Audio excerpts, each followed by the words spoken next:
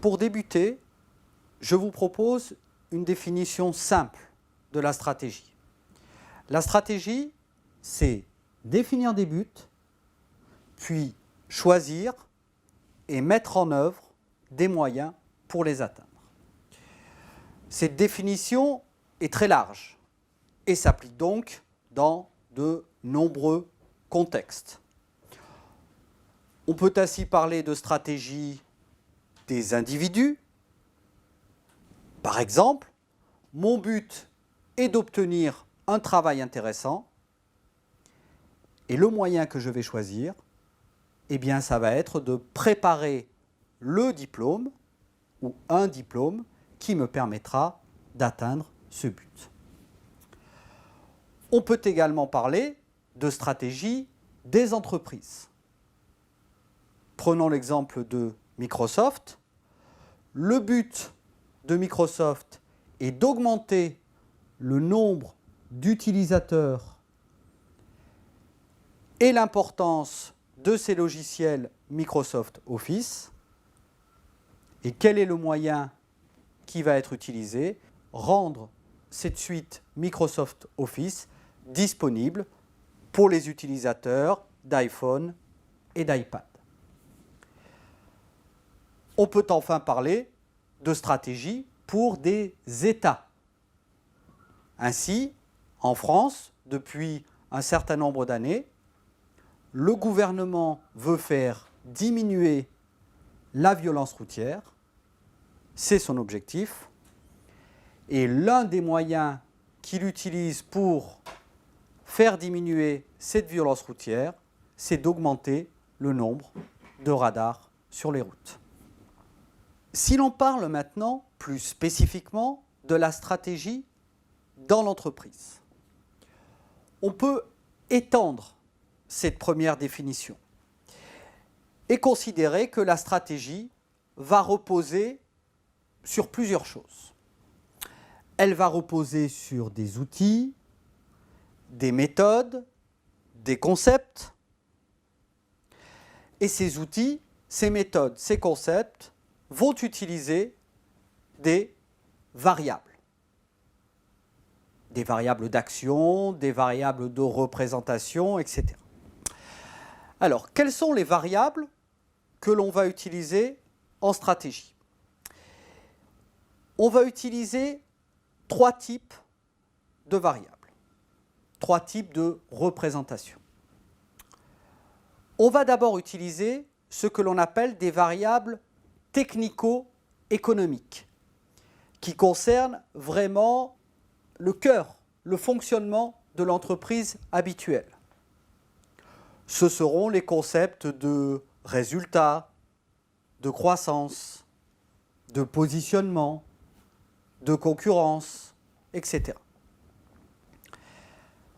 J'allais dire que c'est la définition la plus classiquement admise des variables stratégiques. Mais ce qui est important, c'est de ne pas oublier que la stratégie, ce n'est pas que du technico-économique. C'est également d'autres types de variables. Faire de la stratégie, c'est également prendre en compte des variables sociales, c'est-à-dire ne pas oublier le fait que l'entreprise est un tissu social où se rencontrent des personnes, où se rencontrent des salariés, où ces salariés travaillent ensemble. C'est la raison pour laquelle parler de stratégie, c'est également parler de motivation, de climat social, d'implication des salariés, etc. Le troisième type de variable qui doit être prise en compte dans la stratégie, c'est ce que l'on appelle des variables politiques. Alors évidemment, quand on parle de politique, il ne s'agit pas de sciences politiques, il ne s'agit pas de gauche, de droite, etc. Non. Quand on parle de variables politiques, ça signifie que l'entreprise est une forme de mini-pays dans lequel il y a un gouvernement, les dirigeants, et parfois une forme d'opposition.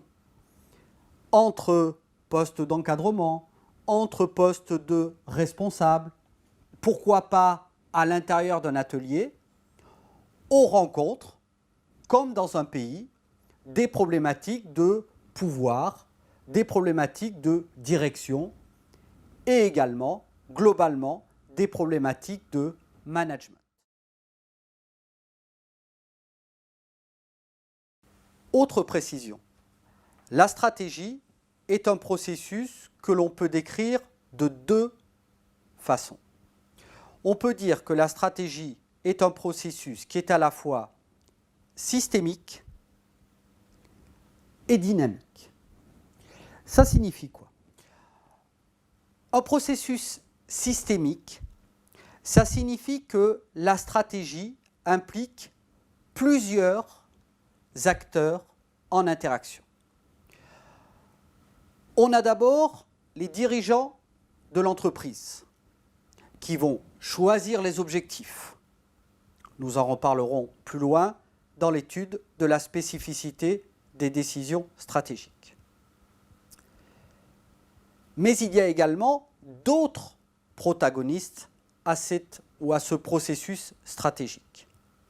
Il y a également les collaborateurs de l'entreprise qui vont interpréter les objectifs, parfois dans le sens voulu par la direction, mais parfois dans un sens différent.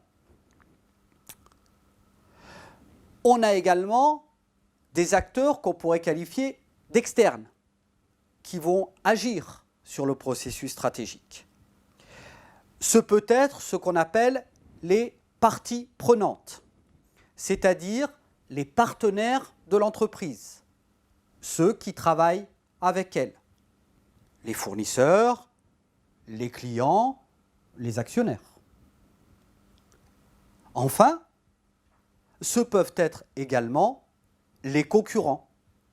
Pourquoi? Eh bien parce que la stratégie des concurrents va avoir une conséquence sur la stratégie de l'entreprise. Deuxième caractéristique de la stratégie, il s'agit d'un processus dynamique. Pourquoi dynamique? Eh bien parce que, suite aux interactions des différents acteurs, le processus stratégique évolue en permanence. La direction va par exemple définir de nouveaux objectifs. Les collaborateurs vont mettre en place de nouveaux moyens pour remplir ces objectifs. Les parties prenantes vont avoir de nouvelles exigences. Les clients vont vouloir un changement dans le conditionnement, dans le prix, dans les délais de livraison. Et puis, n'oublions pas les concurrents qui, par leur stratégie, vont également faire évoluer la nôtre.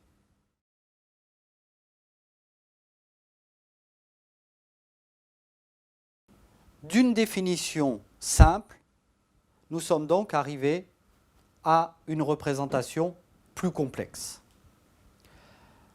L'entreprise et la stratégie dans l'entreprise est donc un processus systémique, dynamique, impliquant des variables différentes, impliquant des acteurs différents. Et ce qui est important aujourd'hui, c'est qu'on constate que ce processus complexe de nature subit de multiples remises en cause. Ces remises en cause, nous allons les trouver dans chacune des variables que nous avions définies. Il y a d'abord une remise en cause des variables technico-économiques. Ces variables, comme le résultat, la croissance, le positionnement, ne sont plus aussi faciles à définir. Pour quelle raison? Eh bien parce que le monde économique devient de plus en plus compliqué. Le monde économique, qu'est-ce que c'est? Eh bien c'est un réseau dans lequel il y a de multiples acteurs et aujourd'hui des acteurs de plus en plus nombreux et des relations entre ces acteurs de plus en plus nombreuses. Il y a un certain nombre d'années, une entreprise française avait des concurrents qui pouvaient se trouver en Europe, aux États-Unis, quelques-uns peut-être au Japon. C'était les principaux points où l'entreprise devait rechercher ses concurrents. Avec la mondialisation, aujourd'hui, les concurrents viennent du monde entier. Ils peuvent certes toujours être européens, américains, japonais, mais ils peuvent tout aussi bien être australiens, brésiliens, chinois, bien sûr, vietnamiens, ou finalement de n'importe quel pays du monde. Donc on se rend compte que la dimension technico-économique de la stratégie est maintenant remise en cause par cette imprévisibilité de plus en plus importante. Cette remise en cause affecte également les variables sociales. Et on pourrait dire qu'il y a une forme d'évolution du rapport au travail. Dans l'évolution des sociétés européennes, le travail a toujours été un facteur structurant, voire très structurant de la vie sociale.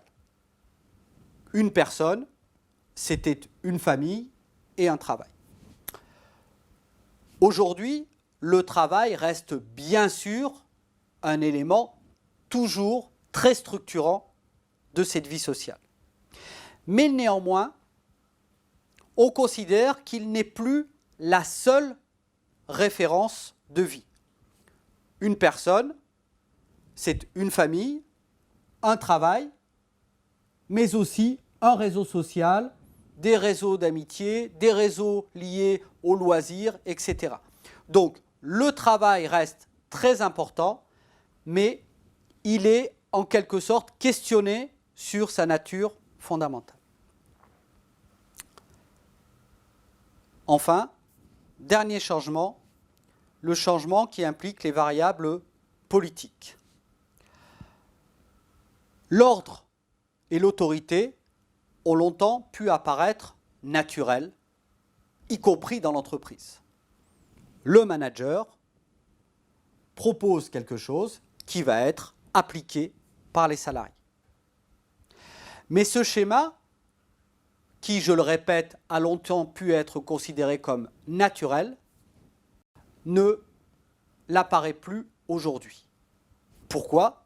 Eh bien parce que ce rapport à l'autorité a été modifié et qu'aujourd'hui, l'autorité brute n'est plus toujours suffisante.